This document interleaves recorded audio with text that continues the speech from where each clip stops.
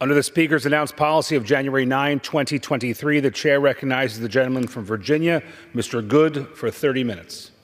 Mr. Speaker, I ask unanimous consent that all members have 5 legislative days to revise and extend the remarks and to submit extraneous materials. Without objection.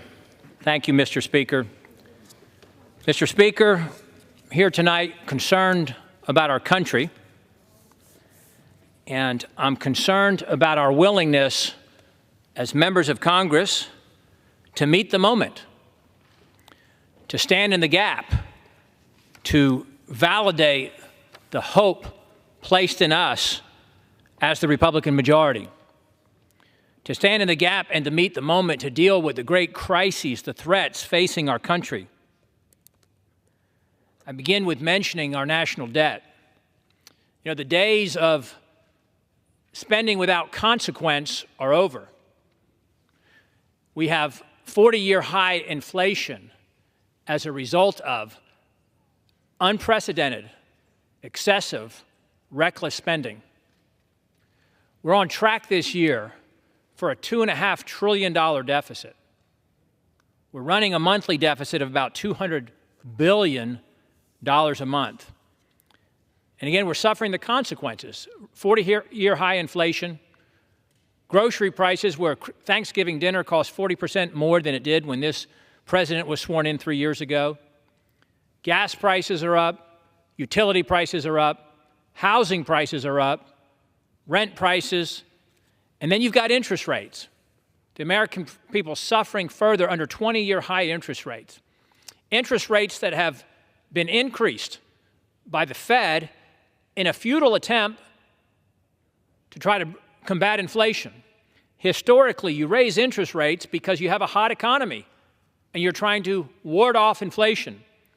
In this case, the inflation has been caused by the unprecedented levels of spending, and then we have further exacerbated this administration, this Federal Reserve under this president, with interest rates that have put home prices out of reach for most Americans.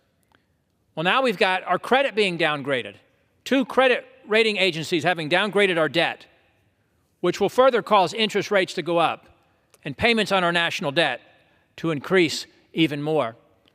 The snowball effect of $34 trillion in debt, record interest rates, a $200 billion monthly deficit is taking its toll. And with each passing day that we fail to deal with this greatest fiscal crisis in the history of the country, we deepen the pain and the suffering that is put upon the American people, not only just today, but in the future.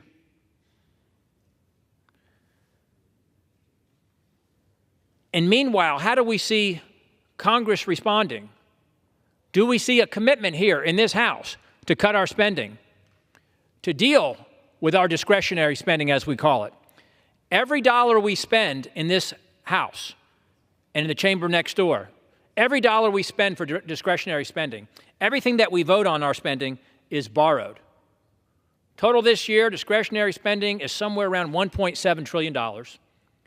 And again, with a $200 billion monthly deficit and $2.5 trillion worth of deficit for the 12-month period, all of the discretionary spending is essentially borrowed. Are we going to meet the moment? Are we going to rise to the occasion as a Republican majority? If not now, when? When will we take this seriously? When will we be willing to do what the American people elected us to do? If not now, when? If not us, who? I'm pleased to have with me my good friend, the courageous fiscal warrior from Arizona, Mr. Andy Biggs, and I'd like to hear your thoughts on this subject of our national debt, Mr. Biggs.